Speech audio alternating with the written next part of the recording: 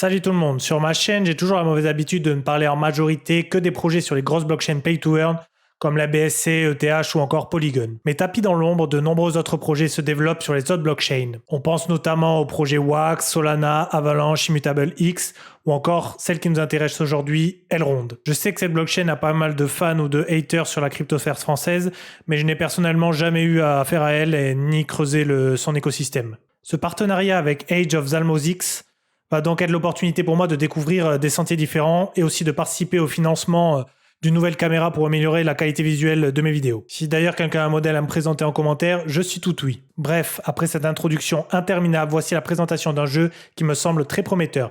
Évidemment, ce n'est pas un conseil en investissement et faites vos propres recherches avant de dépenser le moindre pesos. Gros fan d'histoire, j'ai pourtant jamais passé du bon temps dans les salles de classe et rien de mieux que les films et les jeux vidéo pour apprendre selon moi. Enfin plus d'un point de vue fainéantise, parce qu'au final, il faut quand même que les œuvres soient fidèles à l'histoire de nos civilisations. Sinon, c'est totalement biaisé. Hors blockchain, des jeux comme Assassin's Creed nous ont par exemple permis de voyager dans toutes les époques. Age of Zalmoxis a pour ambition de nous faire découvrir un pan de l'histoire que je ne connais absolument pas, les peuples de l'Europe du Sud-Est du 5e au 6e siècle après Jésus-Christ. Peut-être que je dis des bêtises, mais il me semble donc que c'est les ancêtres des Roumains. C'est passionnant, je trouve, de pouvoir les découvrir. Age of Zalmoxis, donc, sera un MMORPG à la 3e personne avec des NFT et une intégration sur la blockchain, évidemment. Bien que le joueur sera plongé dans une version fantastique du monde, le tout restera très crédible puisque chapeauté par Alexandru Berzovan, un docteur en histoire ancienne et archéologie. Pour celles et ceux qui veulent creuser sur le team du jeu, vous avez toutes les informations sur chaque membre sur le site que j'ai mis en description.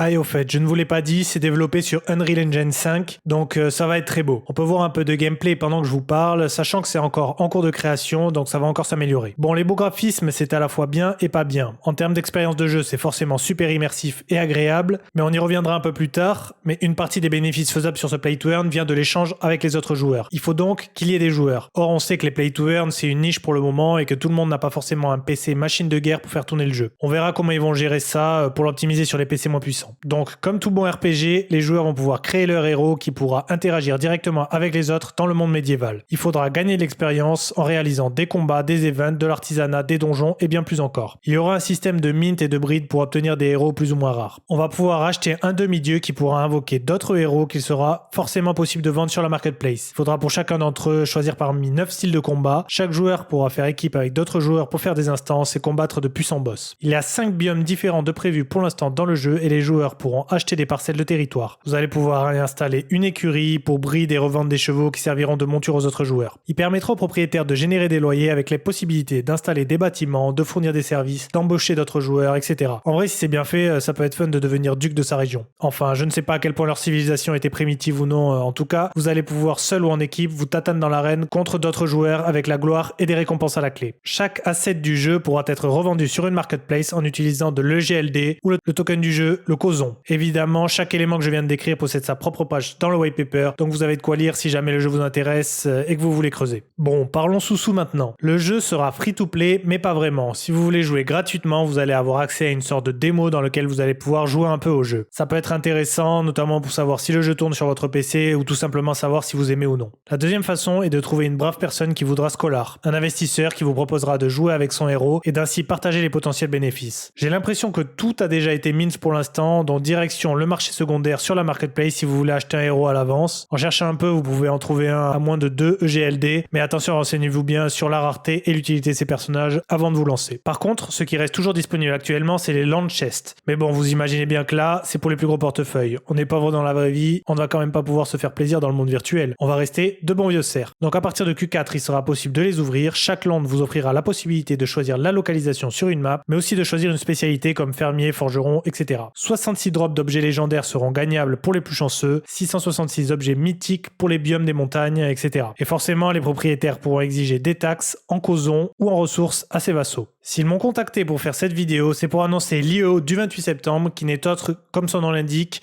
la prévente du jeton sur un exchange. La vente publique se fera donc sur MEXC, et Bitmart. Vous allez donc pouvoir acheter le fameux Causon, outre le potentiel pump, je dis potentiel parce que ça peut dump aussi mais c'est plus improbable, lors de la vraie sortie du token. En achetant le token, vous allez pouvoir utiliser le plein potentiel du jeu. J'ai pas parlé de l'utilité du token, donc on va s'y mettre. Le premier est la possibilité de le stacker avec des rendements plus ou moins élevés en fonction de celui que vous allez choisir. Vous allez aussi avoir des airdrops de NFT et des bonus qu'ils vont annoncer. Ensuite, le Causon va servir à réaliser le rituel d'invocation pour donc créer des personnages, qui sera une manière de burn du token au passage. Même chose pour le breeding des chevaux d'ailleurs. Ensuite, le Causon sera nécessaire pour l'ouverture des coffres de land. Ils pourront être achetés avec d'autres crypto-monnaies, mais il faudra du Causon pour les ouvrir. Chaque exchange possède ses propres requirements pour pouvoir accéder au launchpad, mais je vous mets les liens en description pour pouvoir checker ça. Au niveau de l'investissement, ils ont réussi à terminer leur levée de fonds auprès d'investisseurs du milieu, donc ils seront sereins pour continuer à développer le jeu. On retrouve quelques pompes de la blockchain Elrond comme Morningstar Venture qui ont déjà des billes sur Monkey League, Cantina Royale, etc.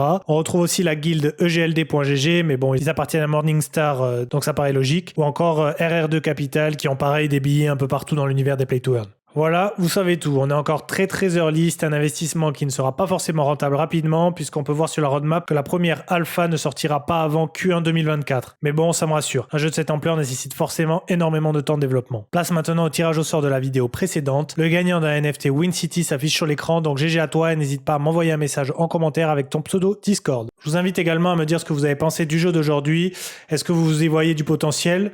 Merci d'avance à tous ceux qui ont lâché un like, ça soutient de ouf et abonnez-vous pour ceux qui ne l'ont pas déjà fait. On se retrouve bientôt pour une prochaine vidéo.